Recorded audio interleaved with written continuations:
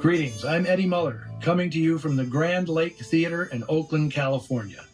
Noir Alley travels abroad today to demarcated and war-torn Vienna in the years immediately following World War II. Our movie is The Third Man, released in 1949, and unquestionably one of the greatest works of 20th century cinema. For me, this is a twofer.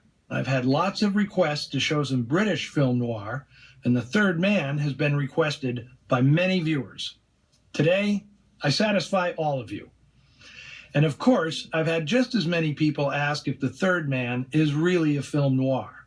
For some, it fits more neatly into the spy and espionage genre, as it revolves around the trafficking in black market penicillin and has few of the stock characters we typically see in crime films. But the film has a noir look and feel second to none, thanks to the inspired direction of Carol Reed and the spectacular cinematography of Robert Krasker, which won the film its lone Oscar.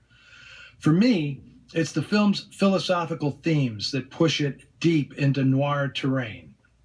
In the guise of a mystery thriller, The Third Man offers bitter rumination on moral ambiguity and hypocrisy, pitting the questionable ethics of a single man, the duplicitous Harry Lime, against a world order that has just blown much of Europe to bits.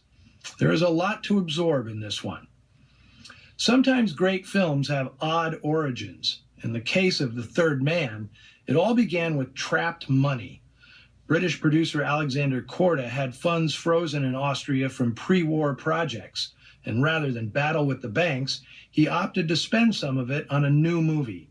He sent writer Graham Greene on a reconnaissance mission to soak up the atmosphere in post-war Vienna and spin a plot based on what he saw happening there. A Korda-Greene collaboration was itself something of a miracle, since Greene routinely trashed Korda's movies when he worked as a film critic. But prior to this project, Korda had adapted Greene's story, The Fallen Idol, which Greene actually liked. It was wonderfully directed by Carol Reed, whom Korda would entrust to direct whatever Greene brought back from Vienna.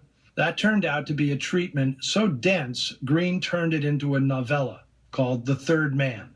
From that, he wrote the finished screenplay. It helped the script's verisimilitude that Greene had been a spy for British intelligence during the war. He had a firm grasp of the geopolitics straining the tenuous alliance between the Allied powers that had divided up European cities in the aftermath of the war: the Brits, the Americans, the French, and the Russians. Even more to the point, Greene had been an associate of the notorious Kim Philby, a British agent who was eventually exposed as a counter-spy for the Russians. Many devotees of The Third Man believe Philby was the model for the shifty character Harry Lime, although one could deduce a bit of self-revelation by the author. Harry Lime, Graham Greene. The film was conceived as an exclusively British production, with the roles of Harry Lime and Holly Martins intended for Noel Coward and Cary Grant, respectively. But when Korda entered into a joint production deal with American producer David O. Selznick, things changed. Grant walked away from the project, which opened the door for Selznick to suggest two actors he had under contract, Joseph Cotten and Alida Valli. Once Holly Martins became an American, Greene colored the character with his own anti-American bias, making Martins a writer of cheap pulp fictions and one of the most clumsy and clueless protagonists ever. With Cotten on board, it dawned on the filmmakers to consider his buddy, Orson Welles, in the role of Harry Lime. At this point, Welles was living in Europe, having become a pariah in Hollywood. Selznick considered Welles' box office poison and lobbied against his casting.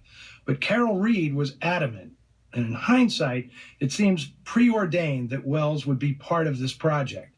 Carol Reed was hugely influenced by Welles's directorial style, particularly the canted camera angles and bold editing decisions.